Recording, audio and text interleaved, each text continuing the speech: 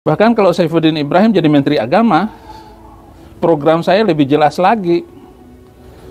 Larang naik haji ke Arab Saudi. Kalau saya jadi Menteri Agama. Kenapa? Karena hanya menguntungkan Arab. Indonesia miskin, Indonesia kere, Indonesia susah gara-gara naik haji. Assalamualaikum warahmatullahi wabarakatuh. Selamat datang di channel Dodi Sefriadi yang baru mampir. Langsung aja klik tombol subscribe di bawah dan juga loncengnya biar gak ketinggalan video berikutnya yang akan saya upload di channel ini. Teman-teman, tampaknya seorang oknum pendeta yang seenaknya berbicara tentang agama Islam, mulai dari mengusulkan untuk menghapus 300 ayat sampai menyebut bahwa Allah itu adalah hanya mimpinya Muhammad gitu ya. Astagfirullahaladzim. Nah, Bapak ini semakin ramai diperbincangkan di mana-mana dan semakin disoroti oleh media, bahkan sampai Bapak Menteri Menko Polhukam yaitu Bapak Prof Mahfud MD gitu guys ya. Nah, coba perhatikan di layar, ini sudah ada beritanya dan sudah banyak media yang mengangkat ini. Kali ini saya kutip dari CNN Indonesia dengan judul berita, Mahfud MD desak polisi periksa pendeta minta hapus 300 ayat ya. Jadi diminta untuk diperiksa dulu gitu guys ya. Terus di sini coba saya bacakan dulu ya. Menteri Koordinator Bidang Politik, Hukum dan Keamanan Menko Polhukam Mahfud MD meminta Polri agar menyelidiki pendeta Saifuddin Ibrahim yang meminta agar 300 ayat Al-Quran dihapus. Menurut Mahfud, pernyataan pendeta Saifuddin Zuhri, kok Saifuddin Zuhri ya? Salah ketik apa gimana? Saifuddin Ibrahim kan namanya, membuat gaduh dan menyulut kemarahan banyak orang.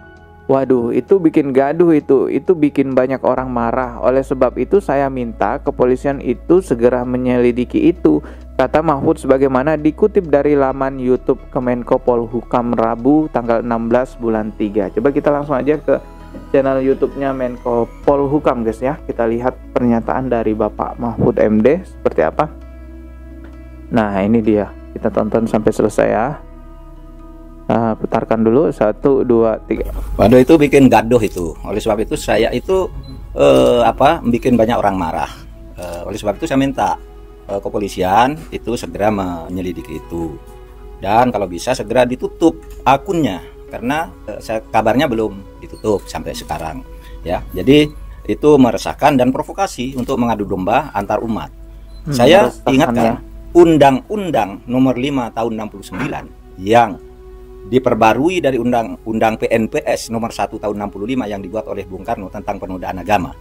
Itu mengancam hukuman tidak main-main, lebih dari 5 tahun hukumannya, yaitu barang siapa yang membuat penafsiran atau memprovokasi dengan penafsiran suatu agama yang keluar dari penafsiran pokoknya.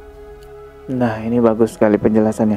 Barang siapa yang membuat penafsiran, yang membuat provokasi yang keluar dari penafsiran sebenarnya. Kalau Al-Quran itu yang tahu tafsirnya ya ulama, bukan ya orang yang dari luar agama Islam ya.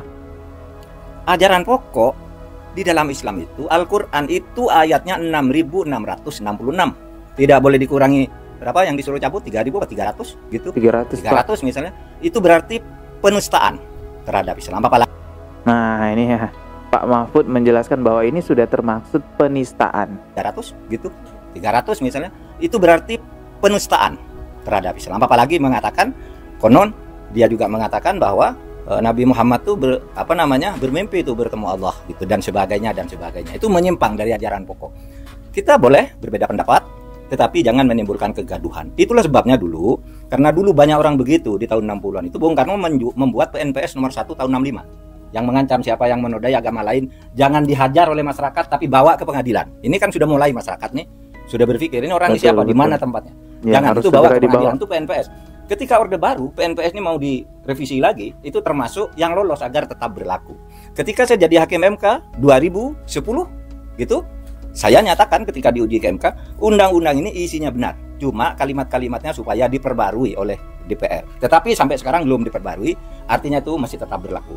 Mari kita jaga kerukunan umat beragama. Kita tidak akan melarang orang berbicara, tetapi jangan memprovokasi hal-hal yang sensitif seperti itu. Terima kasih. Ya, betul sekali Pak Mahfud MD ya. Kalau kita sebagai umat muslim itu tidak memikirkan hukum, maka ya mungkin umat muslim sendirilah yang akan mengambil tindakan terhadap orang itu. Tapi kita percayakan kepada hukum negara kita yang akan menindak tegas orang-orang semacam ini. Dan sudah sangat jelas sekali pernyataan dari Bapak Mahfud MD bahwa hal itu sudah termaksud penistaan agama. di mana menafsirkan agama ataupun menafsirkan Al-Quran seenaknya sendiri sehingga keluar dari tafsir yang sebenarnya. Kalau mau ngebahas tentang tafsir, ya carilah orang-orang yang paham tentang tafsir tersebut, baru diskusikan. Bukan sekedar ngomong di sosial media menafsirkan begini dan begitu sesukanya. Buat saudara-saudaraku yang non-muslim, yang khususnya juga dari umat Kristiani, karena yang viral ini dari oknum pendeta Kristiani yang saya tahu. Nah teman-teman yang dari non-muslim, jangan terprovokasi dengan pendeta ataupun oknum pendeta semacam ini.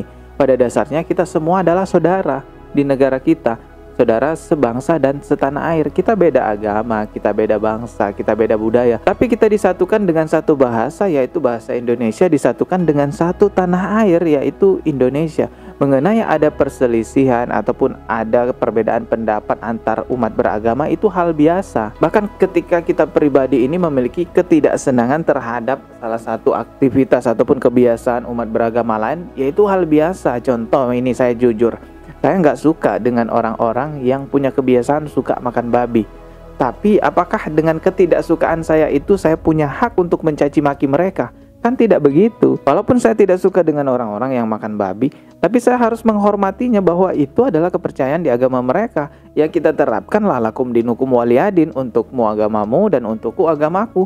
Sama juga contohnya, mungkin orang-orang Hindu di Indonesia itu tidak suka melihat umat muslim menyembelih sapi karena sapi dianggap mulia di agama mereka. Tapi ketidaksukaan itu bukan berarti lantas boleh mencaci maki umat agama Islam. Kan nggak begitu juga. Ya sudahlah, ini sebenarnya munculnya orang-orang seperti ini, saya nggak paham ya, apakah memang sudah ada yang mendesain seperti ini sehingga bangsa kita terpecah belah atau gimana ya. Dan memang karena kalau kita lihat orang ini ya, memang dia secara terus-terusan itu loh ngomong tentang ajaran agama Islam tapi menyakitkan umat beragama Islam.